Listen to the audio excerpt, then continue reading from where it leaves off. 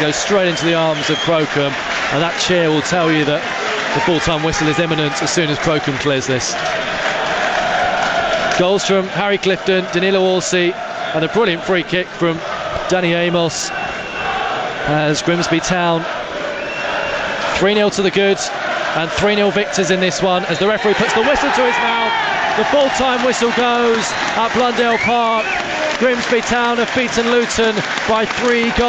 All the goals came in the first half in what was an embarrassing first half scoreline as far as Luton were concerned. It's not often you say it, but they were outworked by Grimsby Town, who showed quality when they needed to in this one. 3 well taken goals against the Luton Town side who took ages to get going. Better in the second half after some changes, Luton, but beaten by a team who were well up for this contest. Luke Ashmead, this is what the FA Cup is all about, and Luton have come on the wrong end of an upset.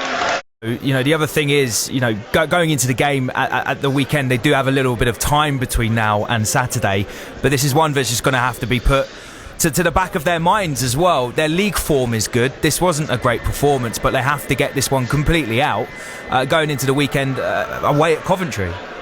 Yeah, I mean, it's easier said than done, isn't it? Because this is an embarrassing result against a League Two opposition for Luton Town. They'll be really disappointed, and rightfully so, with how tonight's gone. I guess the one thing is that it's not a championship game, so I suppose in that sense it probably is a little bit easier to get it out of their system. But they missed out on the chance to play Southampton, which really was, you know, quite a carrot at the end of this game, and obviously with the financial reward as well of winning tonight that the Luton would have had. So it's going to be a difficult one to take for sure. But they absolutely have to get it out of their system and focus on Coventry, because, you know, you take this aside, their championship form has been excellent at late Luton, and they can't let one result in a competition that isn't the championship affect their championship form, because that would be really disastrous. Sam Avery's been there at Grimsby this evening, and I mean, look, just talking on another point, obviously disappointing for Luton, but we've got to give full credit to Grimsby though, don't we? Because I mean, that first game, Sam, they were excellent to get that 2-2 draw, to force it to this replay,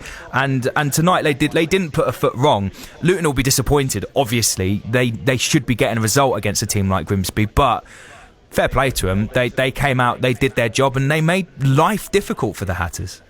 Yeah, we absolutely need to give credit to Grimsby, and it's interesting. I listened to some of the messages you got just then from some of the Luton fans about the respect that Luton needed to give this game, because they had the warning sign. They had the warning sign 10 days ago at Kenilworth Road about what Grimsby will bring to the table, and then it was always going to be even tougher today because Grimsby are at home. They have their home supporters. The crowd are right on top of them. It was a really good atmosphere at Blundell Park this evening. I mean, helped by the fact that Grimsby obviously scored, you know, 3 first half goals. You know, they couldn't have dreamt for a better first half, these Grimsby fans, but that's just going to get the place even more electric. So they had the warning signs, Luton Town, but Grimsby were just excellent all over the pitch. I mean, the work rate was phenomenal from the Grimsby players. I mean, Waterfall at the back, Orsi up front. I thought Clifton was terrific.